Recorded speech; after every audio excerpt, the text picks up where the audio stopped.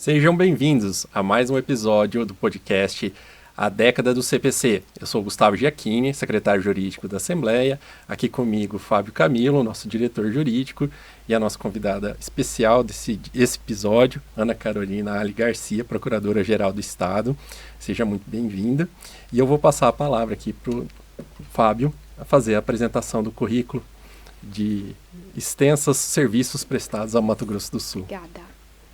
Sejam todos muito bem-vindos. Hoje temos o prazer nesse episódio, já nosso quarto episódio da década do novo CPC. Já tivemos aqui representantes da advocacia, da magistratura, da defensoria pública e agora a nossa procuradora-geral do Estado, doutora Ana Carolina, que já esteve muito mais perto da Assembleia, não é? Sim. Gustavo, ela foi, antes de se tornar procuradora-geral do Estado, foi consultora legislativa e esteve muito próximo aqui dos trabalhos da Assembleia Legislativa. A doutora Ana, ela possui especialização em Direito Tributário pelo IBET, MBA em Parcerias Públicos-Privadas e Concessões pela Fundação Escola de Sociologia e Política de São Paulo, além, é claro, do cargo de consultora legislativa do Poder Executivo, ainda tendo chefiado as coordenarias jurídicas da Procuradoria-Geral do Estado nas Secretarias de Governo, Casa Civil e Educação. E é muito ativa como Procuradora-Geral do Estado. Aliás, eu costumo dizer da Ana Carolina, que também a considero como uma amiga, já há muito tempo amigo do esposo dela, do João que fez faculdade comigo, que o dia dela deve ser maior que o meu. O meu tem 24 horas, o dela tem no mínimo 48. Então é uma pessoa que tem se dedicado muito a essa atividade. E para introduzir o nosso podcast, como temos feito nos outros, para explicar para a população, antes da gente entrar efetivamente na discussão de processo civil e atuação da Procuradoria-Geral do Estado, explicar de uma maneira didática o que é a Procuradoria-Geral do Estado, o que os procuradores do Estado fazem neste meio jurídico tão complicado para as pessoas, em prol da população sul-mato-grossense. Boa tarde. Primeiro sempre uma alegria retornar a essa casa e esse resgate, querido amigo Fábio, Gustavo, me rememora um tempo de muito aprendizado aqui na Assembleia Legislativa como consultora legislativa e que realmente me preparou para hoje estar em outros desafios no âmbito da Procuradoria-Geral do Estado. E ali a gente é o grande escritório de advocacia do Estado de Mato Grosso do Sul. Então, os procuradores do Estado, no dia a dia, representam o Estado de Mato Grosso do Sul, seja nos tribunais, seja na esfera administrativa, exercendo consultoria, assessoramento jurídico, estando ao lado do gestor no dia a dia, na tomada de decisão, na escolha da melhor política pública, no desenho dos projetos legislativos que vêm para essa casa. Então, a PGE, ela atua na defesa do patrimônio público, do interesse público, daquilo que é de todos, que pertence a todos. Nós temos buscado, não só no contencioso, mas no âmbito administrativo, entender a melhor política pública. Então, a saúde, a segurança, a educação que chegam na vida, na casa de cada cidadão, passa por um trabalho de consultoria, de assessoramento jurídico e depois também de defesa, no âmbito do contencioso, buscando sempre atender aquele que é o destinatário maior, que é a sociedade sul-mato-grossense. Ana Carolina, para a gente falar um pouco mais a linguagem da população, o motorista da ambulância, do Estado, do Corpo de Bombeiros, ele bateu no meu carro. Qual que é a função da PGE? Eu tenho que trocar meu filho de escola do Estado, eu mudei de cidade, o diretor não aceitou. Qual que é a função da PGE? Quando um acidente ocorre com uma viatura do Estado e com um agente que ali está agindo em nome do Estado, o Estado deve ser responsabilizado se comprovado que houve aí uma atuação por parte, uma culpa desse agente. Então, o Estado será acionado, possivelmente pelo particular, e ele também deverá adotar alguma medida em relação ao servidor, para apurar se houve ou não responsabilização.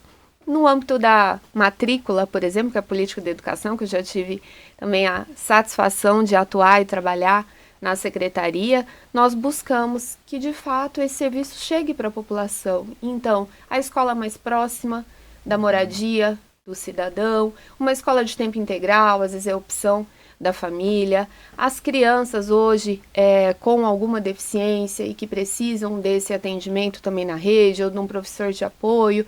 Então, são ações que contam com a participação do Procurador de Estado. Maravilha. Muito bem, entrando um pouco aqui no tema da nossa conversa, do nosso bate-papo, né? Que a intenção aqui é, na verdade, a gente conversar de uma maneira informal, esclarecendo a população também, não só direcionado para quem tem interesse no direito, mas, sobretudo, para que a gente possa bem atender o cidadão sul-mato-grossense, que é aquilo que de perto mais nos interessa. O Código de Processo Civil tem como um dos primados principais a consensualidade, isto é, a formação de acordos, evitando litígios que são, na maioria das vezes, repetitivos e que tomam e assoberbam o poder judiciário. Como o Estado, a Procuradoria do Estado, principalmente em se tratando de matérias tributárias que são muito repetitivas, tem atuado ou conseguido atuar e pode, né? Porque há esse grande dogma de que o Estado nunca pode fazer acordo. Quais são as alternativas que têm sido encontradas para a solução consensual de conflitos na parte, sobretudo, tributária? Pois é, realmente hoje o Estado ele já adota os métodos adequados de solução de conflitos. Muito se discutiu se a administração pública podia ou não podia, em razão dos princípios aí que regem o interesse público, mas houve uma evolução legislativa e o CPC, que hoje a gente está aqui comemorando aí os 10 anos, ele traz a diretriz do cooperativismo, do consensualismo e expressamente prevê a criação de câmaras administrativas de solução de conflitos pela administração pública no âmbito das suas procuradorias e estimulando essa consensualidade. Eu acho que está claro para todo mundo e mais ainda para o cidadão que aquele sistema tradicional por si só, muitas vezes ele não atende, né? Ele não satisfaz o direito do cidadão, seja pelo tempo de demora, seja porque a gente quer uma solução mais adequada, então os conflitos são mais específicos, são mais complexos, pela onerosidade também deste caminho, então a gente tem outros caminhos e a administração pública está inserida, pode adotar, isso o CPC já traz, a lei da arbitragem foi alterada também em 2015 para inserir expressamente a possibilidade da administração pública estar nesse contexto, e hoje as parcerias estratégicas que Mato Grosso do Sul faz, as concessões, elas contêm no contrato cláusula de arbitragem. A PGE cadastra câmaras, eu tenho resolução de cadastramento das câmaras para atuar na arbitragem. Então, são mecanismos que têm sido adotados. E no campo do direito tributário não é diferente. Nós temos evoluído em duas searas. Primeiro, medidas administrativas para que a gente possa recuperar esse crédito, né, que é destinado à implementação de políticas públicas, de serviços públicos, e também permitir, do outro lado, a conformidade fiscal.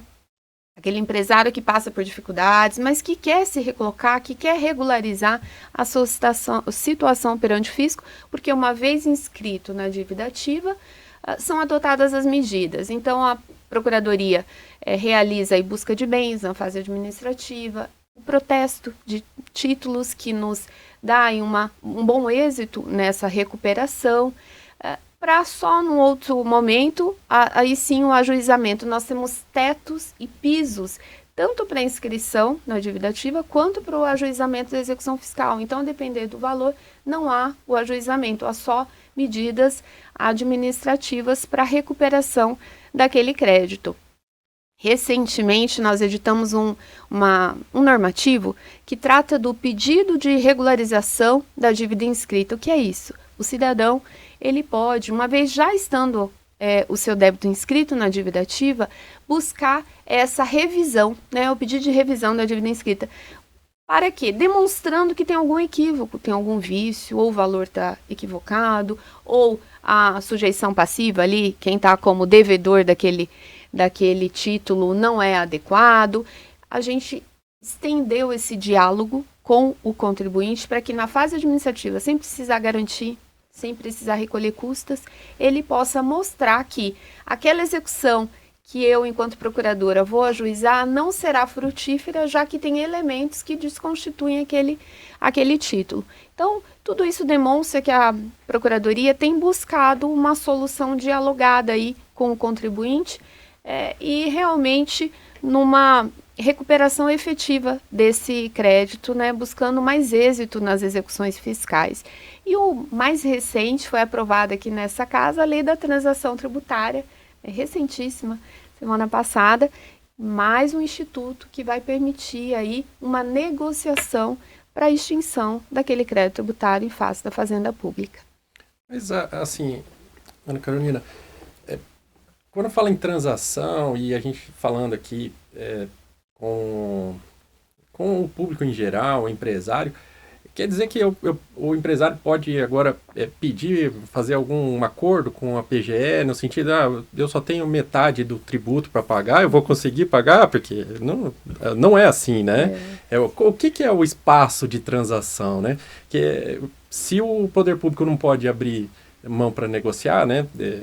É óbvio que eu não posso cobrar 100% de imposto de quem paga em dia e receber metade de quem paga atrasado, né? Como que é essa transação? O que pode ser transacionado? Então, a Lei da Transação Tributária Federal, ela completou 5 anos. Inclusive, teve uma celebração no Congresso, eu estava ali. A União foi a pioneira em realmente tirar esse instituto do papel, que está há muito tempo no Código Tributário Nacional, mas não tinha sido colocado na rua e em prática. E aí os estados seguiram essa diretriz. Há um convênio com FAS aprovado em relação ao ICMS, que é o que traz a guerra fiscal entre os estados, para que tenha o quê? Uniformidade, Gustavo. Então, a nossa legislação, ela segue a diretriz de um convênio com FAS, ela se inspira muito na experiência aí já da PGFN, da União nas transações, e é buscado sim um tratamento isonômico, né? Em relação à característica desse crédito. Então, a gente vai olhar para a nossa dívida ativa e os créditos serão classificados em recuperáveis, irrecuperáveis e de difícil recuperação, a partir de critérios objetivos. E as condições de pagamento para todos aqueles classificados como irrecuperáveis, elas serão as mesmas para todos os contribuintes que se encontrem naquela mesma situação. Para os recuperáveis não haverá desconto de juros e multas, mas facilitar o parcelamento. Fazer um negócio jurídico processual, olhar para aquela garantia, possibilitar a substituição, enfim, trazer meios para que a gente consiga satisfazer esse crédito. E é nesse sentido que vem a lei da transação. Sim, porque a gente pode desbloquear um valor, permitir que o empresário tenha um capital de giro para desafogar, e ele pode colocar a casa em garantia, por exemplo, né? É uma boa transação. E aderir a um parcelamento, realmente se comprometer. O Estado fica garantido, o cofre público, né? Não tem uma isenção. E nenhuma lesão. Né? É muito bom poder fazer isso amparado com a lei, nesse momento. E a gente aguardou muito, né, o aprimoramento desse texto aqui na casa e a gente está com muita esperança, com muita expectativa de realmente trazer uma maior recuperabilidade, trabalhar com mais eficiência dentro da dívida ativa. A gente deixa de ser o procurador, ele recebe o crédito definitivamente constituído, faz o controle e ajuiza. Não, hoje a gente recebe o crédito definitivamente constituído, a gente vai em busca de bens na fase administrativa, a gente oferta um parcelamento, a gente realiza um protesto, a gente avalia se de fato aquela dívida está no piso mínimo para ajuizamento ou para a própria inscrição. Depois de ajuizado, nós temos medidas de dispensa de interposição de recurso, olhando que os precedentes qualificados, os julgados, a PGE hoje já não recorre de tudo só por recorrer, porque há também um custo nessa movimentação da máquina administrativa e judicial, né? Você sabe que você falando assim me tocou mais uma parte humana também, né?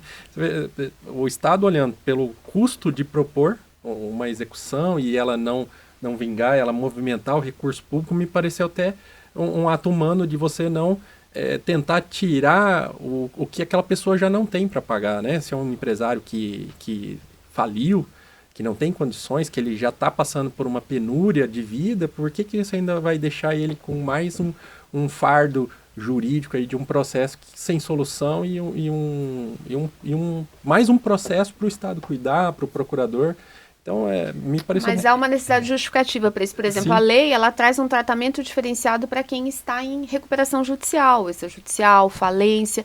Então, são condições que o empresário ele é regularmente constituído naquela situação, e a legislação permite que você dê um tratamento diferenciado em relação a essa cobrança. Eu acho que é isso por um lado, mas tem um outro lado muito significativo, que não é interesse de ninguém, nem do empresário quebrar a empresa dele, nem do Estado perder o contribuinte.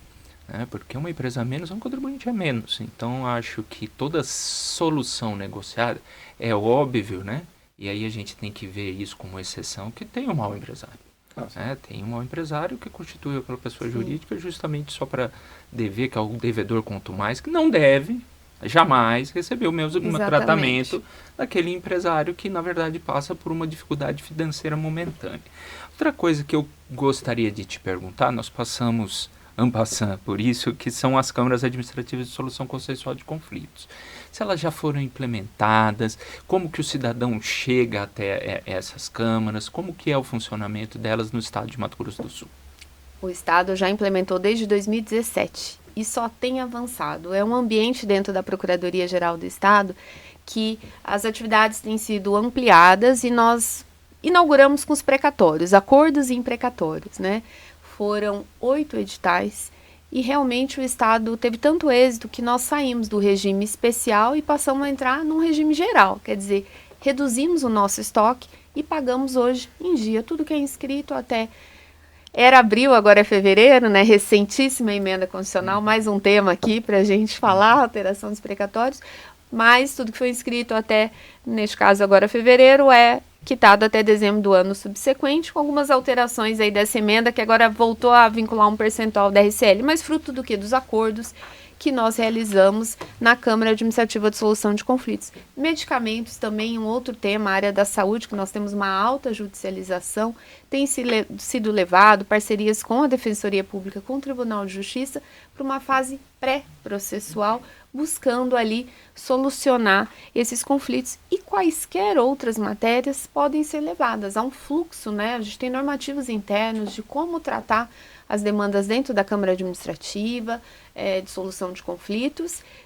Se você entrar no sítio eletrônico da Procuradoria-Geral do Estado, pge.ms.gov.br, ali tem a nossa carta de serviços e vai estar CASC, Câmara Administrativa, modelo de pedidos, o que deve conter o seu pedido, para onde você endereça, tudo de forma virtual, eletrônica, mas não sendo possível, nós temos nosso balcão aí, eu falo um balcão entre aspas, mas de atendimento ao contribuinte, a PGE está à disposição sempre do cidadão para receber essas demandas, e a partir dali um fluxo que é dado para qualquer pedido, que nós temos as nossas limitações, especialmente em obrigações de pagar, enfim, mas será analisado e o cidadão terá uma resposta, e temos avançado em muitas soluções. O Supremo Tribunal Federal e o CNJ têm editado várias resoluções no sentido de desobrigar as procuradorias a cobrar execuções fiscais de pequeno valor. Como tem sido conduzido pela Procuradoria-Geral do Estado de Mato Grosso do Sul essas questões? E assim, objetivamente, há um valor, há um tempo que se considera para deixar de cobrar essas execuções, ou se ajuiza a execução e depois não se encontrando bens, é pedida a extinção por falta de interesse de agir superveniente? Como que funciona isso processualmente? Depois do julgado do tema do Supremo Tribunal Federal e também da resolução do CNJ, já alterada recentemente, acho que 647, a Procuradoria já internalizou, numa parceria com o Tribunal de Justiça e alguns municípios do Estado, procuradorias municipais, também Tribunal de Contas, num grande acordo de cooperação para a extinção das execuções por falta de interesse de agir quando você não tem uma movimentação útil há mais de um ano, sem localização de bens ou sem a citação desse executado. O valor foi colocado de R$10 mil, né, seguindo aí a orientação do Supremo Tribunal Federal, e também exigindo previamente não ajuize uma execução fiscal sem antes tentar uma medida administrativa de solução, ofertando um parcelamento ordinário vigente, se não tem nenhum refis, ou quando ainda não tinha transação, o protesto para daí você ajuizar e sempre observando esse teto mínimo que o Estado já tinha antes mesmo do julgado e da resolução do CNJ. Então, nós promovemos a extinção de todas as execuções fiscais estaduais que se enquadravam nessas condições. O próprio Tribunal de Justiça, nesse acordo de cooperação, ele separou todas, encaminhou para a Procuradoria. Se houvesse movimentação naquele período, ela saía da fila. Não havendo, ela era extinta. E nós revisitamos todas numa força-tarefa e houve extinção nos exatos termos do julgamento do Supremo Tribunal Federal, buscando, de fato, que a gente possa focar em créditos com maior chance de recuperabilidade. Havendo localização de bens e não tendo consumado prescrição ou decadência, é possível a retomada também dessas cobranças que foram extintas por ausência de localização de bens ou do próprio devedor. Para trazer para um tema um pouco atual, ou vou dizer muito atual, ou talvez super atual, hoje pela manhã nós aprovamos o processo administrativo dentro do âmbito do Estado de Mato Grosso do Sul, exemplo da lei federal que já regulava o processo administrativo em âmbito federal, que é uma luta que eu sei que é uma luta sua, desde a época de consultoria legislativa, e que parece conversar muito bem com essa norma processual, que não é tão nova, mas em se tratando de 10 anos, e para quem opera o direito sabe que 10 anos é sim uma norma que ainda está no seu nascedouro.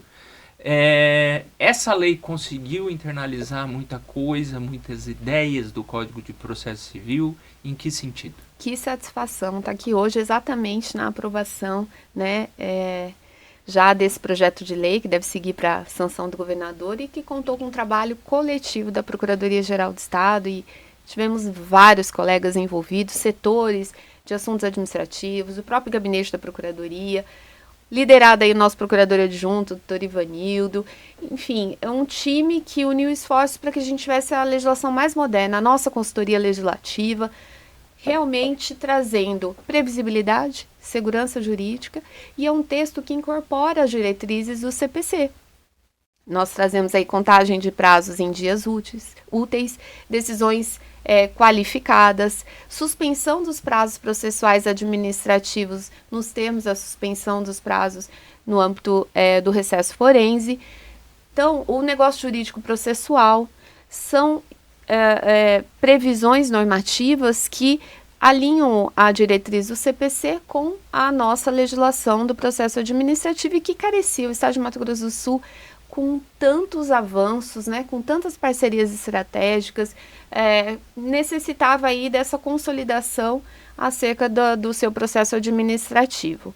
E com isso também a modernização, né, os meios eletrônicos. A legislação já fala do uso da IA, né, sempre sob revisão humana, com todos os critérios necessários. A PGE já tem uma resolução sobre o uso da IA também na Advocacia Pública Estadual.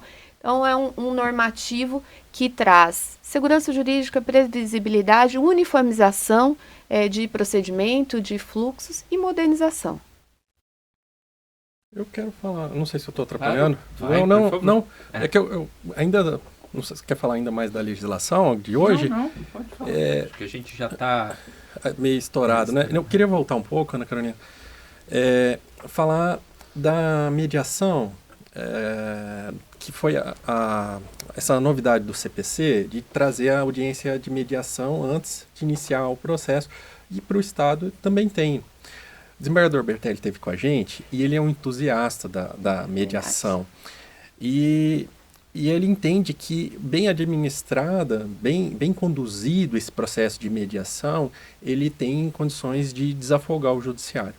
Como que a Procuradoria-Geral do Estado entende? Ela consegue ir para essa audiência de mediação, levar todas essas características da consensualidade, do acordo, de poder resolver o processo ali naquele nascedouro? Nós temos várias experiências com o Tribunal de Justiça, inclusive condução do desembargador Bertelli em alguns temas, pela sua competência ali dentro do tribunal. E sim, isso não só é admitido no sistema jurídico, quanto na prática a Procuradoria tem buscado, a depender do conflito, buscar soluções e levar ali a pasta envolvida, o gestor, muitas vezes, seja a saúde, a segurança pública, nos acompanha nessas audiências para apresentar dentro dos limites, se envolve questões financeiras, os limites orçamentários do Estado, dentro das nossas obrigações e competências também, porque há muita discussão que é competência do Estado, da União, do município, enfim, guardada aí a proteção do interesse público, mas trazendo soluções para esse ambiente de mediação instaurado no âmbito do Tribunal de Justiça. Obrigado pela resposta, Ana Carolina. Obrigado pela participação. Nosso podcast é cada vez mais rico. As suas contribuições aqui são excelentes para a gente ter um diálogo com a comunidade jurídica de Mato Grosso do Sul. O nosso programa vem evoluindo, a gente quer seguir com outras pautas. O CPC é o nosso começo, é o nosso piloto. Bom. E espero, então, como a gente já conversou aqui nos bastidores, a gente tem um programa só sobre IRDR mais para frente, a reforma tributária, né? Temos muitas pautas para deixar aqui no Estado a gente conversando. Fábio, vamos terminando. Eu quero agradecer a Ana Carolina, uma amiga aí de alguns anos já, e que eu tinha certeza que seria a cereja do bolo do nosso programa, né? Com certeza. Que foi a primeira mulher que nós convidamos a vir no nosso programa, e ela aceitou de prontidão e, aliás, contribuiu muito até com a roteirização do programa, e foi um prazer, e como a todos os que lhe antecederam, foi sempre uma aula, um aprendizado para a gente fazer esse programa. E é um prazer ter essa oportunidade, agradecendo também a mesa diretora, presidente Gerson Claro, deputado Paulo Correia. E infelizmente dar uma má notícia para depois dar uma boa notícia. Esse é o nosso último programa da década do novo CPC, como eu já estava adiantando o Gustavo, mas nós queremos continuar de uma forma mais ampla, com temas mais abrangentes de direito, como já adiantado pelo Gustavo, o tema do momento, a reforma tributária, queremos falar bastante sobre isso, e outros temas que são de interesse de toda a população e do direito público em geral, como licitações e meio ambiente. Vamos ficar por aí, até para a gente ter as novidades vindo com o tempo necessário. Muito obrigado, Ana. Eu que agradeço. Parabenizar aí o nosso presidente Gerson Claro, o deputado Paulo Correia, e dizer que a advocacia pública está a posto. Sempre que chamada, estará aqui. A gente tem desempenhado em prol da sociedade um trabalho com muita dedicação, com muita responsabilidade, e esse diálogo aqui é produtivo. Nos cabe também prestar contas à sociedade de todo esse trabalho. Obrigada, parabéns pela condução, Gustavo, Fábio, especialmente pelo trabalho jurídico no âmbito dessa casa. Ficamos por aqui. Acompanhe a programação da TV Assembleia e siga a Casa de Leis nas redes sociais. Nos vemos por lá, contamos com vocês.